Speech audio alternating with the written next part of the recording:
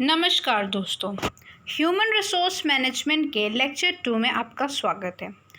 आज मैं इस लेक्चर में कवर करूंगी फंक्शंस ऑफ एचआरएम।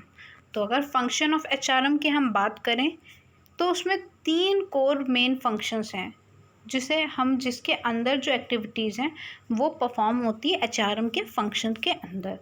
तो वो 3 कोर फंक्शंस कौन से हैं वो देख लेते हैं। वो है, जैसे कि आप देख सकते हो स्क्रीन पे, मैनेजरियल फंक्शन होता है, ऑपरेटिव फंक्शन होता है, एडवाइजरी फंक्शन होता है। मैनेजरियल फंक्शंस वो होते हैं जो किसी भी एक्टिविटी को परफॉर्म किया जाता है जिसके अंदर planning, organising, directing, controlling, staffing, काफ़ी चीज़ें आती हैं, पर इसमें भी 4 मेन हम लेके अभी चलेंगे: planning, organising, controlling and directing. जैसे कि आप देख सकते हैं, मैंने आपको बताया planning, organising, directing and controlling, ये 4 मेन फंक्शंस हैं मैनेजरियल के। तो और ऑपरेटिव फंक्शन की अगर बात की जाए तो जैसे भी जो भी स्पेसिफिक एक्टिविटी परफॉर्म होती, अगर उसकी बात करें तो उसमें आता है आपका employment, training and development, compensation, maintenance, motivation, personal records, industrial relation and separation. तो वन बाय वन हम सारी चीज़ों को डिस्कस करेंगे। सबसे पहले बात करते हैं मैनेजरियल फंक्शन। तो मैनेजरियल फंक्शन कैसे होते हैं पहले आप वो जान लीजिए। देखिए, इसमें ना मैनेजरियल फंक्शन को परफॉर्म करने के लिए हमें 3 स्किल्स की ज़रूरत बहुत पड़ती है। एक तो टेक्निकल स्किल्स की, एक ह्यूमन स्किल की एंड कंसेप्चुअल स्किल्स की। तो जैसे कि कोई भी स्पेसिफिक जॉब के लिए हमें ना एक नॉलेज होनी चाहिए, किसी भी फील्ड में हमें एक नॉलेज होनी चाहिए। तो किसी भी परफॉर्म को मतलब टास्क को परफॉर्म करने के लिए। फिर ह्यूमन स्किल्स कैसे होते हैं कि जो किसी काम को एबिलिटी टू डू वर्क, है ना, और उसको अच्छे से करना। फिर conceptual ability to think, to conceptualise about abstract and complex situation, किसी भी सिचुएशन में कैसे डील करना है। तो मैनेजरियल फंक्शन में हम क्या क्या चीज़ें करते हैं अब वो हम डिस्कस करते हैं।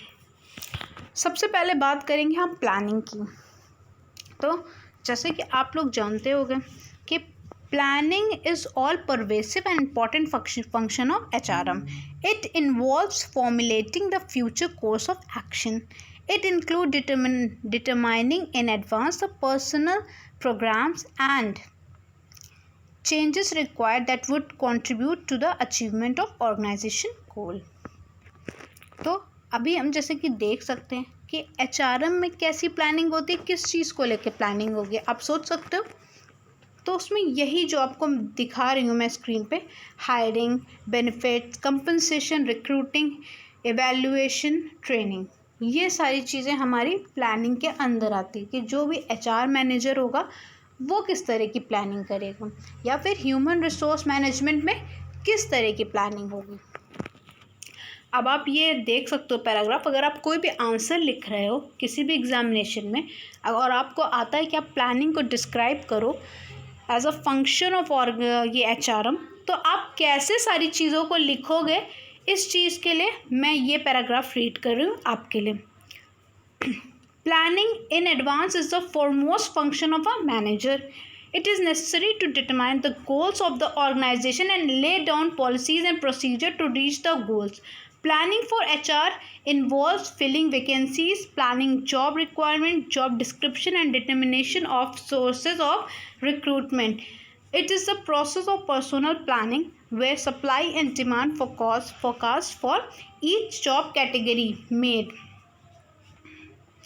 Then the shortage and excess of personnel by job category are projected for a specific time. Plans are then developed to eliminate. जैसे कि आप देख सकते हो कि पर्सनल प्लानिंग में जो ट्रेनिंग, डेवलपमेंट, जो भी चीज़ें आती हैं, हायरिंग, ये सारी चीज़ें हमारी प्लानिंग के अंदर आएगी कि हमें कैसे रिक्रूट करना है, क्या पॉलिसीज़, क्या प्रोसीजर होंगे, वो सारी चीज़ें हमारी इसमें आ जाती है हमारे प्लानिंग में। अब बात करते हैं ऑर्गेनाइजिंग में। Organising involve bringing together the human resource in the common platform to serve organisation objective. एक कॉमन प्लेटफॉर्म यूज़ किया जाता है जिसमें कि हमें सबसे ज़्यादा ज़रूरी किसकी होती है, ह्यूमन की, क्योंकि HRM में अगर बात करें तो ह्यूमन ही क्यों, हमें ओवरऑल हमें ह्यूमन की एक्टिविटी को ही देखना है। तो उसे हमें हर चीज़ों को प्रॉपरली ऑर्गेनाइज करना है, जिससे कि सबको सबकी रोल और रिस्पॉन्सिबिलिटी पता हो, किसको क्या करना है, कैसे करना है, तो वो सारी चीज़ें। Plans and programmers are developed to carry out the operational work with specific organization structure, with clearly defined role and responsibility of employees and departmental concern। तो सारे डिपार्टमेंट्स को देखते हुए हमें वैसे ही लोगों से काम करने, वैसे ही लोग रखने, वैसी चीज़ों को हमें एग्जीक्यूट करनी है। अब बात करते हैं डायरेक्टिंग की। It is the people who put the organisation plans into action. There is a direct effect of motivation and encouragement on the productivity. Directing function thus keep the personnel active in working process of organizing. Directing function can motivate the employees in an organization through career planning, salary administration, employee morale, developing coordinate relation, and provision of safety requirements and welfare of employees. हमें direct भी ऐसे करना है कि हमें अपने employees के moral, उनका कंपनसेशन, उनका मोटिवेशन लेवल हाई रखना है। इन सब चीज़ों को ध्यान में रखते हुए हमें डायरेक्ट करना है, क्योंकि अगर हमारे एम्प्लॉयज़ अच्छे से परफॉर्म करेंगे तभी हमारी प्रोडक्टिविटी बढ़ेगी। अब बात करते हैं कंट्रोलिंग में। तो कंट्रोलिंग में भी हमें हर चीज़ को इस तरह मैनेज करना है कि मतलब हर चीज़ों को मॉनिटर करना है, रीचेक करते रहना है कि कुछ गलत ना हो, कुछ मिस्टेक ना हो, कुछ बहुत एक्सेस ना हो जाए, कुछ गलत चॉइस ना कर ली जाए। तो इन सब चीज़ों के लिए हमें कंट्रोल करना बहुत ज़रूरी होता है, कुछ बहुत वेस्ट ना हो। तो controlling involves all the measure taken to check whether the plans are put into correct action. The controlling is reverting back to the planning process. The results obtained are compared with the standard plan and attempts are made to minimize deviation or gaps. Controlling helps in performance monitoring and personnel audit. अब बात करते हैं operative function की। तो दोस्तों operative function क्या होता है? ये ऑपरेटिव वर्ड ही ऑपरेशन से आ रहा है कि हमें एक्टिविटी पे काम करना है, एक्टिविटी परफॉर्म करनी है। तो अब उस फंक्शंस की हम बात करते हैं। Operative functions are concerned with entrusted tasks and duties assigned to the human resource. It includes employment, development, compensation, integration, maintenance of personnel of the organization. तो अब आप ये देखिए कि जो भी ह्यूमन काम कर रहे हैं उनमें क्या क्या चीज़ें हमें ज़रूरत होगी उसके लिए। Employment, development, compensation, integration and maintenance of personnel of the organisation. तो ये सारी एक्टिविटीज़ हमारी किसके अंडर आती हैं? ऑपरेटिव फंक्शन के अंडर आती है। सबसे पहले हम बात करेंगे एम्प्लॉयमेंट की। Manpower requirement is the basic necessity for any organisation. किसी भी ऑर्गेनाइजेशन में मैन पावर का सबसे ज़रूरी रोल होता है। It is necessary to place the It is necessary to place the right kind of people in the right place, in right number and right skill to achieve the predetermined objective. हम देखो किसी भी objective को कैसे achieve कर सकते हैं? जब हम हायर या रिक्रूट ऐसे लोगों को करेंगे, सही इंसान को सही काम के लिए रखा जाए और वो किस चीज़ में बेस्ट है उसकी स्किल्स को देखते हुए हमें वो सही इंसान को सही जगह पे रखना चाहिए। तो उससे क्या होगा? हमारे जो भी ऑब्जेक्टिव्स होंगे वो फुलफिल हो सकते हैं। Recruitment, selection, placement etcetera are personnel helps in fulfilling these objective. तो जो भी ऑब्जेक्टिव होंगे वो कैसे फुलफिल होंगे? अगर हम सही से प्लेसमेंट करेंगे, रिक्रूटमेंट करेंगे, सिलेक्शन करेंगे, तो हमारे अच्छे लोग हमारे क्या करेंगे? प्रोडक्टिविटी को बढ़ा सकते हैं हमारी ऑर्गेनाइजेशन के। अब बात करेंगे ट्रेनिंग एंड डेवलपमेंट की। Training and development program are necessary to enhance knowledge, skills, ability of employee. It prepares the personnel for taking higher responsibility and acquiring the right skill for the job performance. It is therefore necessary for organization to identify the training needs in employees and to plan the intervention program accordingly. Various on-job and off-job training programs are given to develop employees' capability required to perform a job. अब देखिए अगर हम बात करें training and development की, तो किसी भी ऑर्गेनाइजेशन में अगर कोई भी हम एम्प्लॉई को हायर या रिक्रूट करते हैं तो उसके लिए सबसे ज़रूरी है, अगर वो फ्रेशर है तो हमें उसे प्रॉपर ट्रेनिंग देनी पड़ेगी। ट्रेनिंग से क्या होगा, उसकी स्किल्स नॉलेज इन्हांस होगी, और जितना ज़्यादा वो अच्छे से काम करेगा, परफॉर्म अच्छा करेगा, वैसे हमारी प्रोडक्टिविटी बढ़ेगी, काम काफ़ी ईजी टाइमली हो जाएगा। तो इसीलिए किसी भी ऑर्गेनाइजेशन में ट्रेनिंग का बहुत इम्पॉर्टेंट रोल होता है। तो HRM के फंक्शन में ये भी एक इम्पॉर्टेंट फंक्शन है। अब इसमें होता क्या है कि हम ऑर्गेनाइजेशन में, कई ऑर्गेनाइजेशन में ऑफ जॉब ट्रेनिंग होती है और ऑन जॉब ट्रेनिंग होती है। तो ये हम दे सकते हैं अपने एम्प्लॉयज़ को, जिससे कि वो काम अच्छे से करें, उनका काम करने में पोटेंशियल बढ़े। नेक्स्ट हमारा आता है कंपनसेशन। अब कंपनसेशन की बात करें तो जो मॉनेटरी और नॉन मॉनेटरी बेनिफिट्स मिलते हैं हमारे एम्प्लॉयज़ को, तो ये उन मतलब बेनिफिट्स की बात करेंगे हम कंपनसेशन में। Rewarding employees for performance is the biggest motivator. अगर उनके काम के लिए हम उन्हें कुछ पे कर रहे हैं तो उससे क्या होता है, वो मोटिवेट और होते हैं और वो और अच्छा परफॉर्म करते हैं। कौन? Employees. It increase the work excitement and prepares individual for responsibilities. Equitable remuneration is the form of monetary and non-monetary rewards help in boosting the employee's confidence. Techniques like job evaluation and performance appraisal help in wage fixation in an organization. देखिए, job evaluation and job performance like performance appraisal की बात करें तो ये सब बहुत important role करता है कंपनसेशन में। इसमें क्या होता है ना कि एम्प्लॉयज़ मोटिवेट होता है। जैसे कि अभी एक एम्प्लॉय है ए, एम्प्लॉय का नाम ए है, उसने काफ़ी अच्छा परफॉर्म किया और उसको थोड़ा क्या करते हैं, प्रमोट कर दिए और उसका प्रमोशन कर दिए। एक पोस्ट दूसरी पोस्ट में चला गया। अभी वो फील्ड मैनेजर था, अब वो सीनियर मैनेजर हो गया। तो इससे क्या होता है, एम्प्लॉय मोटिवेटेड रहता है।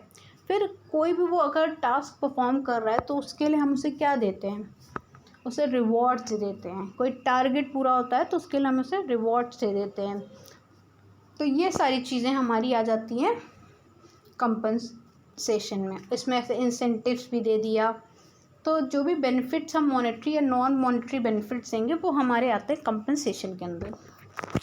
अब बात करेंगे मेंटेनेंस। तो मेंटेनेंस में ये है कि वर्क कल्चर अच्छा होना चाहिए, तो एम्प्लॉयज़ हमेशा उसमें मोटिवेटेड रहेगा। जैसे work health safety condition essential pre requested for work life balance efficiency of workers can be improve significantly by providing them with healthy safety and recreational measures. It includes provision of cafeteria, restroom, counseling, group insurance, education for children of employees, recreational facilities. देखिए, अगर हम maintenance पे ध्यान देंगे तो employ भी motivate रहेगा। हमें उनको रेस्ट रूम की फैसिलिटीज़ देना चाहिए और मतलब रिक्रिएशनल वाला माहौल होना चाहिए, जिससे कि एम्प्लॉय मतलब अच्छा फील करे और वो मोटिवेटेड रहे काम करने के लिए। तो इन सब उनके हेल्थ पे ध्यान देना चाहिए हमें। तो ये सारी चीज़ें हमारी आ जाती हैं मेंटेनेंस के अंडर। अब बात करेंगे motivation. Motivation coupled with ability leads to performance. Thus, the higher motivation, higher performance can be generated. Organization try to keep the employees motivated all the time so as to culture a healthy work atmosphere for growth and development. देखिए, growth और development के लिए जो सबसे ज़रूरी है वो है मोटिवेशन। कोई भी एम्प्लॉय मोटिवेट रहेगा तो वो काम अच्छा करेगा। जैसे मैंने आपको बताया बार बार, वो उसके परफॉर्मेंस पे दिखने लगता है। तो ऑर्गेनाइजेशन अपने एम्प्लॉयज़ की अगर ध्यान देगा तो वो किस तरह से करे, ध्यान देगा, वो हमेशा मोटिवेट रहेगा, वो कंपनसेशन अच्छा देगा और फैसिलिटीज़ अच्छी प्रोवाइड करेगा। तो ये सारी चीज़ें भी हमें HRM के इस फंक्शन में एक मोटिवेशन का भी रोल बहुत इम्पॉर्टेंट होता है। Personnels records, keeping appropriate track records of employees helps in identifying their potential and limitation, records on activities like training, achievement, transfer, promotion help in identifying the work behavior which tends to reduce absenteeism and employees turnover in an organization. देखिए, एक track record रखा जाता है किसी भी organisation में, किसका? Employees का, जिससे कि हमें ये पता चल सके कि एम्प्लॉयज़ का पोटेंशियल क्या है, वो कैसा परफॉर्म कर रहे हैं। जैसे कि अब किन एक्टिविटी से ये पता चलेगा? ट्रेनिंग से, अचीवमेंट, ट्रांसफ़र, प्रमोशन, ये सारी चीज़ हम आइडेंटिफाई कर सकते हैं वर्क बिहेवियर किसका? एम्प्लॉय का, which leads to reduce absentees and employee turnover in an organisation. वो कैसा परफॉर्म कर रहा है, उसी के बेसिस पे हम उसे प्रमोशन देंगे, उसकी ट्रेनिंग पे हम परफॉर्मेंस अप्रेजल कर सकते हैं, जॉब के मतलब उसके देख सकते हैं कि उसे और ट्रेनिंग दे सकते हैं ऑन जॉब, ऑफ जॉब, जिससे कि वो और अच्छा परफॉर्म कर सके। अब बात करते हैं industrial relation. Industrial relation is a relationship between employer and employee, ठीक है। तो या एम्प्लॉयर का वर्कर से हो सकता है, एम्प्लॉय का वर्कर से होता है, वर्कर और एम्प्लॉय, तो ये होता है इंडस्ट्रियल रिलेशन। इसमें क्या होता है कि हमें कन्फ्लिक्ट और ग्रीवियंसेस को कम करना होता है, जिससे कि हेल्दी सॉल्यूशन निकल सके और काम मतलब कंटिन्यूएशन में चलता रहे। मेंटेनेंस ऑफ गुड और healthy industrial relation help in reduction of employees grievances and dispute. जैसे मैंने आपको बताया, डिस्प्यूट और ग्रीवियंसेस कम रहेंगे।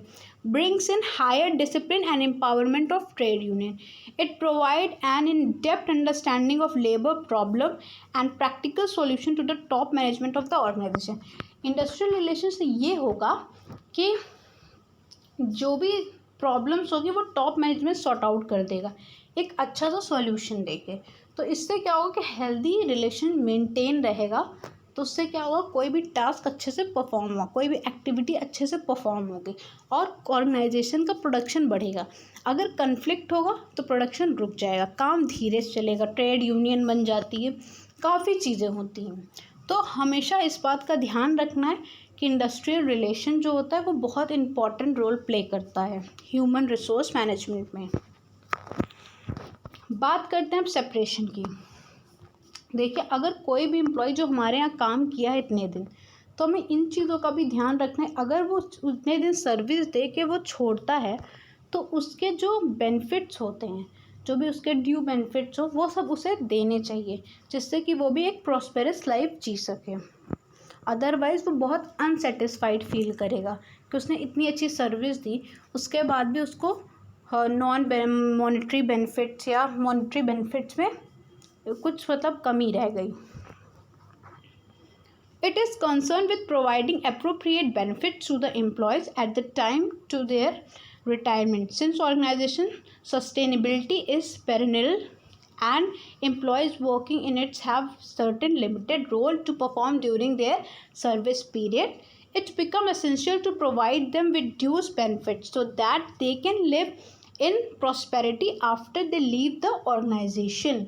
ऑर्गेनाइजेशन लीव करते टाइम उनके जो भी ड्यूज़ हो उसे मतलब पे कर देना चाहिए, नहीं तो वो एक प्रॉस्पेरस लाइफ नहीं जीते। लास्ट, जैसे कि मैंने 3 फंक्शन की बात की थी, मैनेजरियल फंक्शन था, ऑपरेटिव फंक्शन था और थर्ड हमारा जो था वो है एडवाइजरी फंक्शन। तो अगर हम एडवाइजरी फंक्शन की बात करेंगे तो ये एडवाइजरी वर्ड ही आ रहा है एडवाइस से। Are you getting? ये एडवाइजरी वर्ड ही एडवाइस है। कोई इश्यूज़, पॉलिसी, प्रोसीजर, कुछ भी ऐसा होता है जिसमें हमें प्रॉब्लम आती है, तो हम क्या करते हैं कि हम 3 मेन लेवल पे फोकस कर सकते हैं। पहले तो हम टॉप मैनेजमेंट से हेल्प ले सकते हैं, जो डिसीजन प्लानिंग करती है। हाँ, डिसीजन मेकिंग में रोल उसका बहुत इंपॉर्टेंट रोल होता है। उसके बाद हम बात कर सकते हैं डिपार्टमेंटल हेड होते हैं एक। उसके बाद आता है हमारा एम्प्लॉयज़ रिलेशन। तो ये 3 लेवल हैं जिस पे हम देख सकते हैं कि एडवाइजरी फंक्शन कैसे वर्क करता है। Advisory function of human resource is concern with providing expert opinion on the matter of organisation. Human resource management thus can give advice to the top management and departmental head on various issue pertaining to manpower planning, job analysis, design, recruitment, selection, placement, training, performance appraisal, employee morale plan। ये तो इन sub level पे जो human resource management है वो क्या कर सकता है, एडवाइस दे सकता भी है और ले भी सकता है। This would inculcate sound governance and congenial climate for growth of organization concern। Organisation के लिए जो भी कहते हैं ना चिंता का विषय अगर हो तो उसमें क्या होता है, ह्यूमन रिसोर्स मैनेजमेंट एक बहुत इंपॉर्टेंट रोल प्ले कर सकता है कि वो बता सकता है कि इसमें क्या चेंजेस ला सकते हैं या क्या चीज़ें ऐसे पॉलिसीज़ या प्रोसीजर बनाए जो चीज़ें अच्छे से एग्जीक्यूट हो सके, इम्प्लीमेंट हो सकते।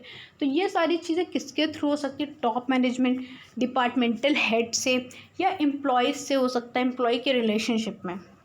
तो आज जो मैंने 3 चीज़ें कवर की वो फिर से मैं आपको रिवाइज़ करा दूँ। फंक्शन ऑफ एचआरएम में 3 कोर कैटेगरी है, जिसमें एक मैनेजरल फंक्शन है आपका, और दूसरा ऑपरेटिव फंक्शन है, और तीसरा एडवाइजरी फंक्शन है। तो इसी के साथ अब मैं एंड करने वाली हूँ वीडियो। और प्लीज़ अगर आपको अच्छा लग रहा हो मेरा लेक्चर तो प्लीज़ लाइक और सब्सक्राइब ज़रूर करिए, कमेंट बॉक्स में कमेंट करिए, जिससे कि मैं और भी ज़्यादा आपके लिए लेक्चर्स ले आती रहूँ। तो दोस्तों, thank you so much for listening. अब हम मिलते हैं नेक्स्ट लेक्चर में। Thank you.